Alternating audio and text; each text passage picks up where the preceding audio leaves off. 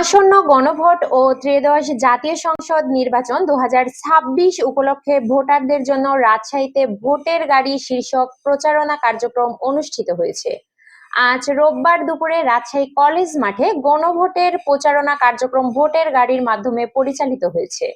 অনুষ্ঠানে প্রধান অতিথি হিসাবে উপস্থিত ছিলেন স্বাস্থ্য ও পরিবার কল্যাণ মন্ত্রণালয়ের উপদেষ্টা নূরজাহান বেগম। এ সময় স্বাস্থ্য ও পরিবার কল্যাণ মন্ত্রণালয়ের উপদেষ্টা নূরজাহান বেগম বলেন, 26-এর গণভোট হবে বৈষম্যহীন সমাজ ব্যবস্থা গড়ার জন্য। ভোটের চাবি, দেশের চাবি আপনার হাতে, এ চাবি শক্ত করে ধরেন। তিনি আরো জানান, বৈষম্য থেকে দূরে আসতে হলে, নারীদের এগিয়ে নিতে হলে তাদের বোঝাতে হবে হ্যাঁ ভোটের গুরুত্ব।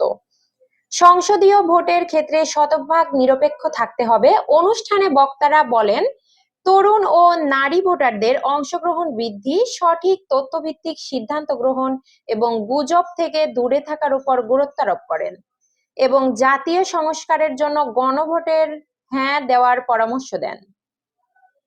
অনুষ্ঠানে রাজশাহী জেলা প্রশাসক আফিয়া আক্তারের সভাপতিত্বে উপস্থিত ছিলেন রাজশাহী বিভাগীয় কমিশনার ডক্টর আনম বজলুর রশিদ, রাজশাহী মহিলা কলেজের অধ্যক্ষ অধ্যাপক মোহাম্মদ সরোয়ার জাহান, রাজশাহী কলেজের অধ্যক্ষ অধ্যাপক ডক্টর মোহাম্মদ ইব্রাহিম আলী সহ অন্যান্য কর্মকর্তাবৃন্দ। এর আগে স্বাস্থ্য ও পরিবার কল্যাণ মন্ত্রণালয়ের উপদেষ্টা রাজশাহী জেলা পরিষদ অডিটোরিয়ামে জেলা প্রশাসক ও অন্যান্য দপ্তরের প্রশাসকদের সাথে মতবিনিময় সভা করেন। মিরাতুজ্জাহান মিলি, ডেস্ক রিপোর্ট, নবরূপ টিভি।